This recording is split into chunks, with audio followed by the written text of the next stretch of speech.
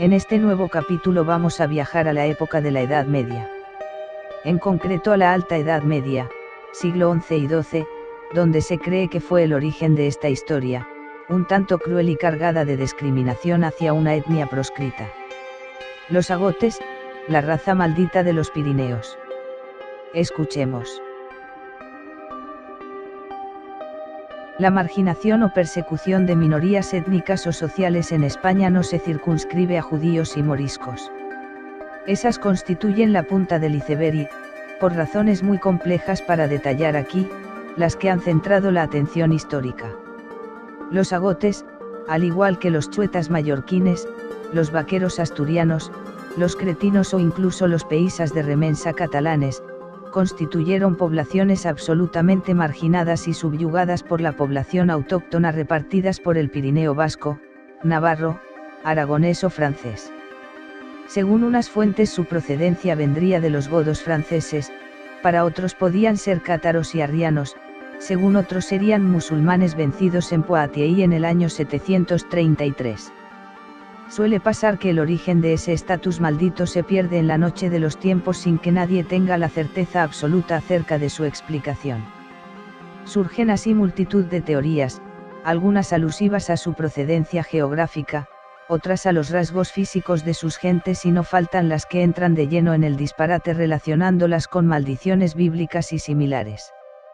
Es lo que ocurre con los agotes, de los que se decía que eran los albañiles del templo de Salomón expulsados por Dios a causa de su deficiente trabajo, pero de los que ni siquiera está clara la etimología.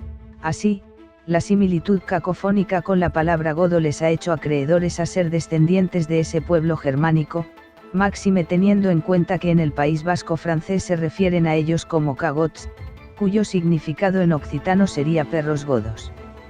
Sin embargo, hay otros nombres y otras hipótesis lingüísticas sin que ninguna parezca capaz de perfilarse sobre las demás. La primera mención se da en Francia en el cartulario de la abadía de Luc en el año 1000. A partir del siglo XVI se fueron promulgando con escaso éxito leyes para tratar de evitar la segregación a la que estaban sometidos, pero todavía perduraría hasta entrado el siglo XX en el caso del barrio de Bozate en Navarra, el más famoso de los asentamientos agotes. La raza de este pueblo maldito parece que era distinta del resto de la población. Pío Baroja dijo de ellos que algunos tenían un aire germánico y sin embargo otros recordaban a los gitanos. Los agotes debían llevar bordado en rojo una pata de oca sobre fondo claro en su hombro izquierdo. Mucho se podría hablar sobre la simbología de la pata de oca, símbolo que podemos encontrar por ejemplo en los extremos de la cruz templaria, o en el crismón románico que son dos patas de oca superpuestas que forman la décima y la P, iniciales de Cristo, y que se extendió por la península ibérica a partir de la Catedral de Jaca. Es frecuente este símbolo a lo largo del Camino de Santiago, camino espiritual divulgado a los no iniciados mediante el juego de la oca, y parece ser un símbolo iniciático usado por los constructores de esas iglesias románicas. Precisamente los agotes tenían fama de ser buenos constructores y se dedicaban a ser albañiles o carpinteros mientras que las mujeres trabajaban con la rueca. El agote debía acceder a la iglesia franqueando una puertecilla vergonzante que le obligaba a entrar agachado. El agua bendita la recogía con la punta de un cucharón, asistía a misa en un rincón apartado destinado para ellos y el cura les daba la comunión en el extremo de una larga paleta.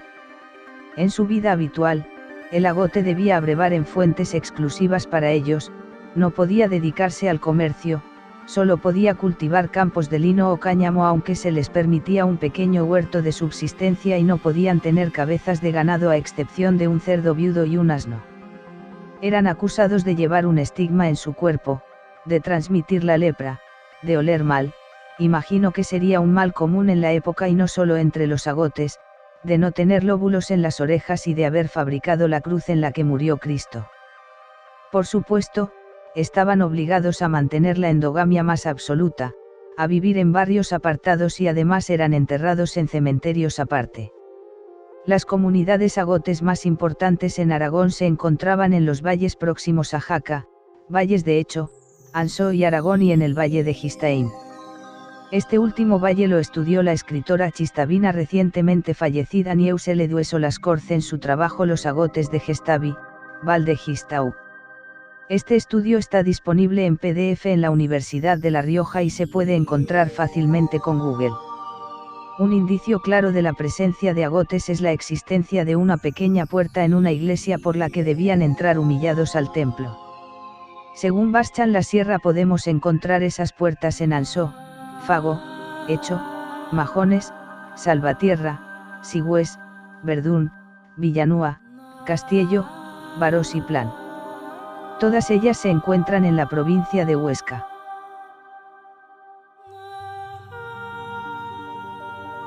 Hace ya mucho que el eco de la presencia de los agotes en estas tierras se apagó, desvanecida por el paso inevitable del tiempo. Pero algo permanece en el imaginario popular, en los nombres de algunas calles y en esas peculiares puertas tapiadas en las paredes de las iglesias. Mudos testigos de las desventuras de esta raza maldita por el odio a lo diferente. Para finalizar vamos a escuchar, la teoría más plausible, sobre el origen de esta misteriosa etnia. Veamos. Una de las acusaciones típicas era que usaban magia negra para provocar desastres naturales y destruir las cosechas, lo que es un indicativo de que no tenían su actividad económica principal en el sector agrario. La mayoría se dedicaban a oficios artesanos, como la carpintería, la música, la cordelería o la cantería.